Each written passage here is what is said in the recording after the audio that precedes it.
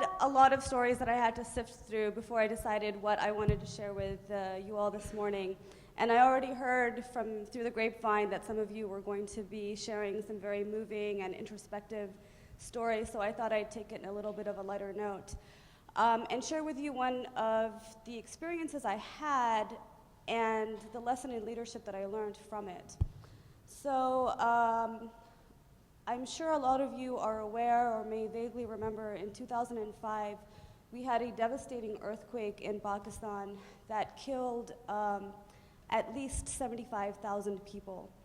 The earthquake was one of the largest natural disasters in Pakistan's history. And as we tried to figure out how to manage it, my party was in power in the federal government, but not in power in the two areas that were most devastated. So I one day got a call from one of the leaders in my party saying that I had to set up a medical camp in one of the areas. And in retrospect, I think that he probably meant it to be something that would last 1 or 2 days, and I took the task a lot more seriously and started organizing this medical camp. Now, I am a doctor by profession, although I haven't practiced clinical medicine. I did research after med school. So to be brutally honest, I had absolutely no idea how to deal with a disaster situation and how to do a medical camp. So I called a few people that I knew and found out that there was a team of doctors coming in from another part of the country into the airport. And I basically got to the airport and hijacked this entire team at the airport and said, "You guys are coming with me." So they said, fine. I called some other people that I knew for tents, for beds. We took huge tents that we use for weddings that are probably the size of this room, just because we did not know where we were going. And as I left from Islamabad with a bus full of doctors and operation theater staff with very minimal equipment, and one guy who was needed to set up this big tent because they're massive, we set out from Islamabad towards what is one of the most conservative parts of our country outside of the tribal areas. And so I was the only woman on this bus, and I had absolutely no idea where I was taking this team. There was no information on where to go or how to go. Nothing had been centralized yet. All I could do was call my colleagues who were from the province, asking them if they knew where I should go.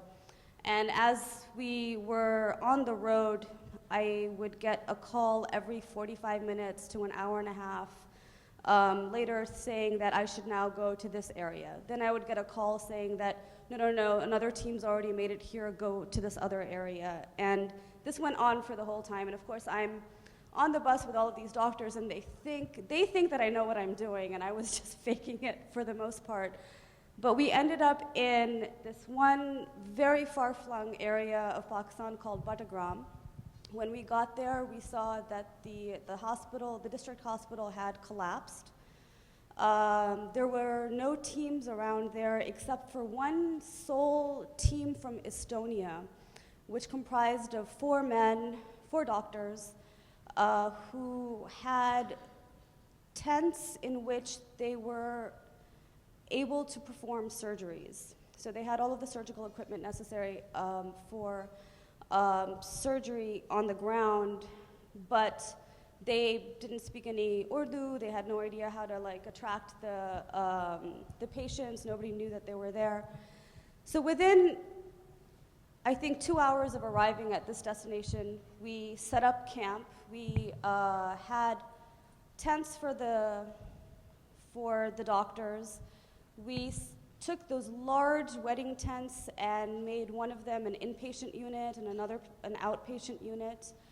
We got word out to whoever else was coming up the road that they should be sent to us so we could be the coordinator for the relief efforts in the area. And all in all, in 3 weeks, we were able to perform more than 3,000 surgeries. We saw, sorry, not 3,000, it was about 1,500 surgeries in 3 weeks. We saw 8,000 patients. We delivered babies at the hospital. And a lot, I mean, the whole episode was such a great learning experience, because not only did it show how people were willing to come together, but it really showed me that even though I did not know what I was doing when I started from Islamabad that day, things just fell in place. And because I was doing something that people wanted to join, they were able to join me down the road. They were able to help me.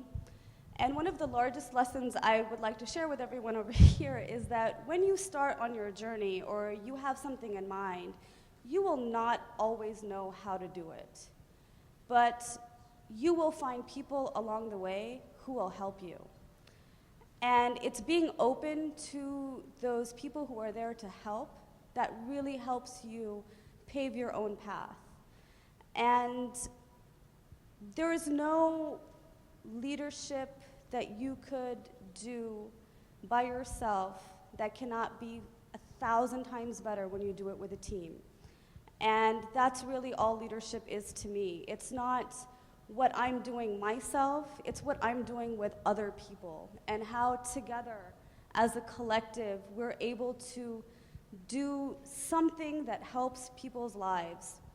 So if I have just one more minute, because I know you're here to hug me, I'd like to share just one really funny story from our experience at the hospital.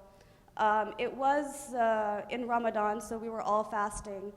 And frankly, when I had taken a lot of food rations with us from Islamabad to distribute to the earthquake-affected people.